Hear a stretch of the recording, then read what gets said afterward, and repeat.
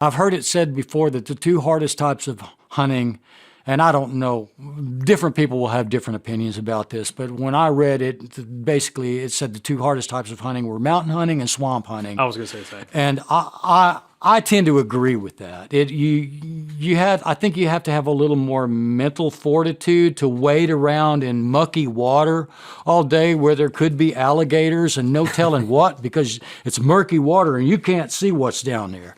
Moccasins, loggerhead turtles, no telling, It's a mystery.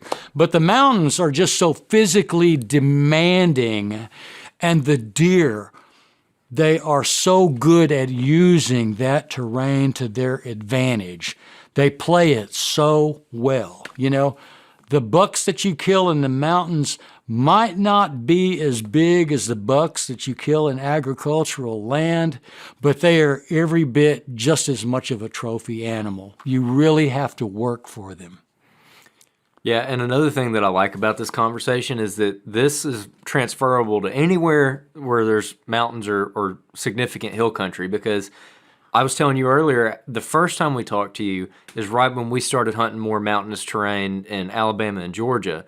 And that year we ended up killing several nice bucks on that place using what you were talking about. And actually, as you were sitting here discussing the compounding features, my brain just went to a spot. Oh my gosh, I'm so excited about for this fall. Yeah, and I mean, even the thermals, that doesn't only apply to mountains. That applies to people that hunt the lowlands too. It's like I said, think of air like water.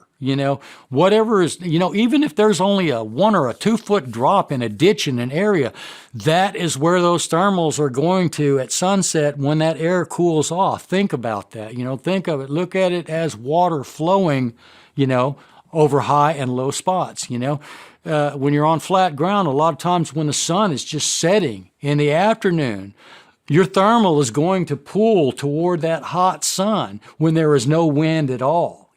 Things like that had to be taken into consideration. When you're hunting from a tree stand in the afternoon and you lose the sun and the thermals stop dropping,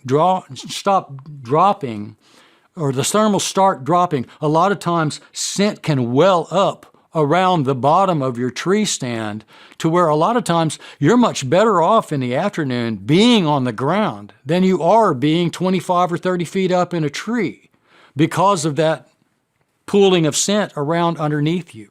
Mm-hmm. Yeah, that's a great transition. The other part of this conversation that I wanted to get into was the ground hunting aspect. I want to say one other thing before we get into that. Okay, go ahead.